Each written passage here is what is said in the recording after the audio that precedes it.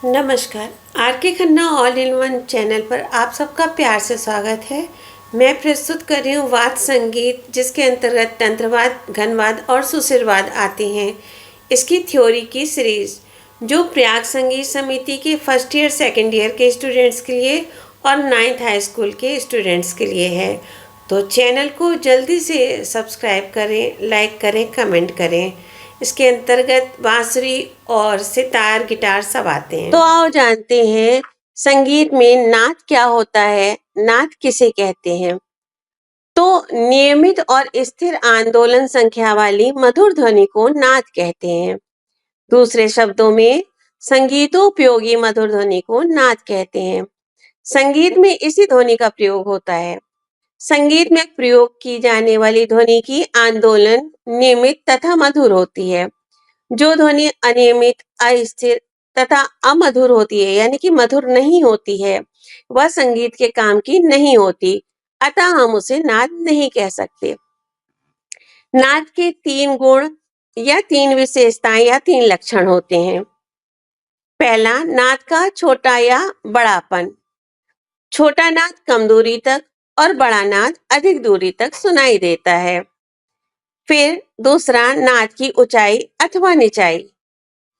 नाद की ऊंचाई निचाई उसकी आंदोलन संख्या पर आधारित होती है। तीसरा, नाद की जाति अथवा गुण। नाद की जाति के कारण अगर हमारी आंखें बंद हों और भिन्न भिन्न वाद्य अलग अलग बजाए जाएं, तो हम उस वाद्य को पहचान लेते हैं। तो ये थी छोटी सी नाद की परिभाषा।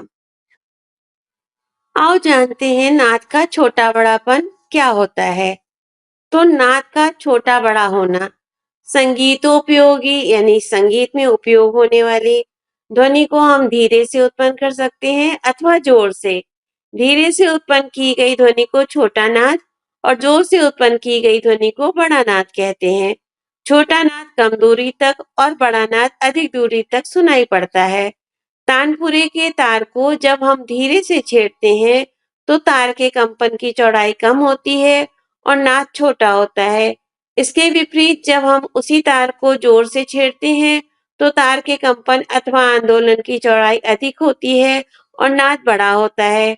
छोटे और बड़े नाद में स्वर एक रहता है, किंतु दोनों में केवल अंतर इतना होता है कि छोटा नाद कम दूरी तक और बड़ा नाद अधिक दूरी तक सुनाई पड़ता है। उदाहरण के लिए, अगर हम धीरे से रेडियो बजाते हैं तो कम दूरी तक सुनाई पड़ेगा और यदि जोर से बजाते हैं तो अधिक दूरी तक सुनाई पड़ेगा। यही बात प्रत्येक वाद्य के लिए है। धीरे से बजाने से कम दूरी तक और जोर से बजाने पर अधिक दूरी तक सुनाई पड़ता है। तो ये है नाद का छोटा बड़ा होना या नाद का छोटा बड़ापन होना। नाद का जाति व गुण। आज जानते हैं नाद का जाति व गुण क्या होता है। वैज्ञानिकों का कथन है कि कोई भी नाद अकेला उत्पन्न नहीं होता, उसके साथ साथ कुछ अन्य नाद भी उत्पन्न होते हैं। इन नादों को सहायक नाद कहते हैं। सहायक नादों को सुनकर अलग अलग पहचान लेना बहुत कठिन है। सहायक नादों की संख्या तथा उनकी जोरदारी प्रत्येक वाद्य में भिन्न भिन्न होती है। इसलिए वायलिन का स्वर सितार से, सितार का सारंगी से, सारंगी का तबले से तथा हारमोनियम का स्वर सरोद के स्वरों से भिन्न होता है। इसी को नाद की जाति अथवा गुण कहते हैं। नाद की जाति के कारण अगर हमारी आंखें बंद हो और भिन्न भिन्न वाद्य अलग अलग बजाए जाएं, तो हम उस वाद्य को पहचान लेते हैं। तबले की ध्वनि सुनकर हम कह देते हैं कि यह तबले की ध्वनि है, बेला, सितार अथवा ढोलक की नहीं। इसका कारण यह है कि नाद की जाति प्रत्येक वाद्य में भिन्न होती है। दैनिक जीवन में अपने परिचित की आवाज को सुनकर हम समझ जाते हैं कि मुझे कौन बुला रहा है, हमारे मित्र, भाई बहन अथवा कोई और।